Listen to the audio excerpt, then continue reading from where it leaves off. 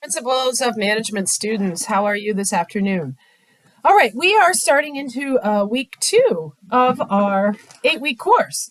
And hopefully you enjoyed chapters 1 and 2 from the text and the coordinating videos. So when we look at chapter 3, the history of management, things that we're going to touch base with.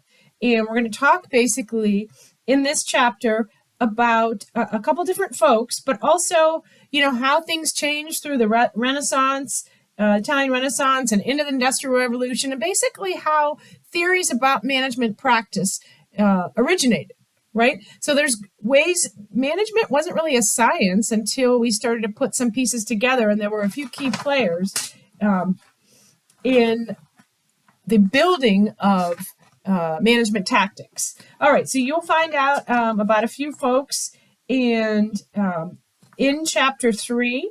And so make sure that you're paying attention to a few of those key players, like Frederick Winslow Taylor was one of the biggies. So when you're looking at chapter 3, there are 7 sections in chapter 3. Early origins of management. So talking about, ancient times and how things were kept together from an organizational standpoint. Italian Renaissance, as I had mentioned, as we move through that. And then Industrial Revolution, which most of you have heard of, right? And how that changed management and efficiency and productivity.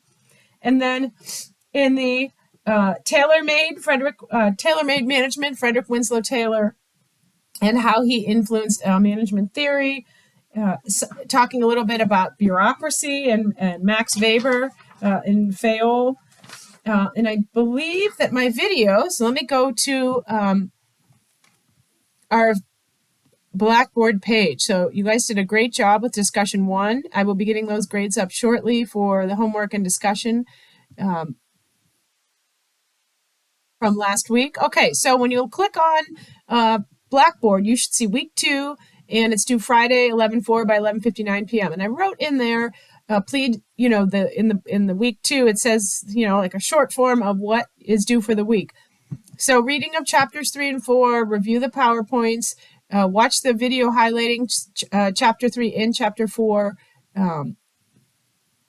items, complete the homework and email it to me and post to the discussion board.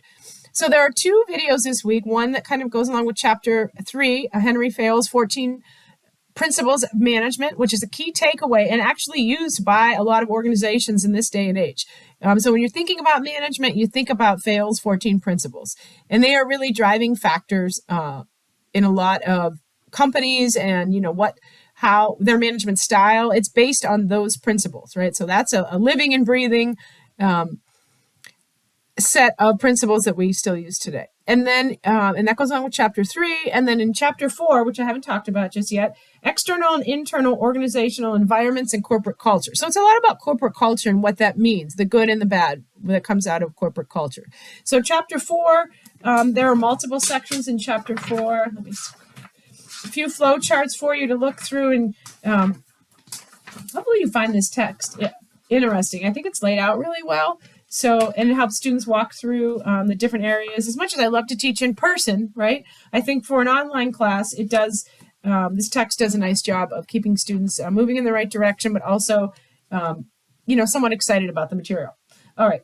So in chapter 4, there are 6 sections, organization's external environment, right? Some of the factors that come into play that influence organizations, external environments, and industries, right? How those environments, how different industries react to their external environment, organizational designs and structures. So there's multiple types, right? Over the years, we have seen from going from siloed organizations where companies are kept very separate, each department, to more of a matrix organizational structure. And then in the next section, internal organization and external environment. So how the internal workings of the organization, how does it react then to external things? So we start to talk about the SWOT analysis, strengths, weaknesses, opportunities and threats, right? Strengths and weaknesses being internal influencers or things that we can change internally. opportunities and threats are things coming from the outside world, right? Some organizations believe in doing a SWOT analysis on their company almost weekly. So figuring out the things that are happening within the company and regrouping and getting everybody on the same page. And also what's happening in our external environment, because as you know, a lot of things move quickly, right? In external environments, and making sure that you're aware of the latest either opportunities or threats to your organization. 4.5 is corporate cultures. And a little bit about discussion there. There's a video for chapter 4 that talks specifically about corporate culture. And so the two videos this week, chapter 3, Henry Fayol's 14 Principles, and chapter 4, Corporate Culture, is a video for you. And then how things are working in the 21st century. So touching base with that, that's chapter 4. So this week you have those two videos. So you may want to read the chapters first, chapter 3 and chapter 4, and then go back and watch the videos. Or you could read chapter 3, watch the chapter 3 video, read chapter 4, watch the chapter 4 video. There's then a nice review of PowerPoint. I have those up there, chapters 3 and chapter 4. Actually just moving those around as we speak, so they are a little bit more coordinated. Let's see if I can get that up there. And also then in this week, so you have the two videos and you have the two PowerPoints there from chapters 3 and 4. Now you have homework review questions. I don't think I put anything there about links, right? I made sure that anything I cut out, you didn't see, so that it makes more sense. This week is a little bit longer, the homework assignment. That doc is up there, right in the doc, and send that in to me for your homework points. And again, if you look at the syllabus, each homework is worth a certain amount of points toward your overall grade. So if you get the full points, you get the full percentage points. And so that's why I'm breaking it down. The same with discussions. You have a discussion this week, minimum 2 to 3 sentences. And the discussion's kind of fun. Which management scholar matches your viewpoints on the role of management? So look at there are several people that are mentioned in chapters 3 and 4, particularly in chapter 3, and their management styles or their theory, right, on what makes management tick and what makes for a good organizational structure. And so think about those different folks and which one do you most align with, right? So it's more of an opinion piece, couple sentences telling the class and myself about which scholar you most align with. So hopefully you find the items in this week interesting, and you were able to get everything done last week. Again, if you have any issues, you reach out to me.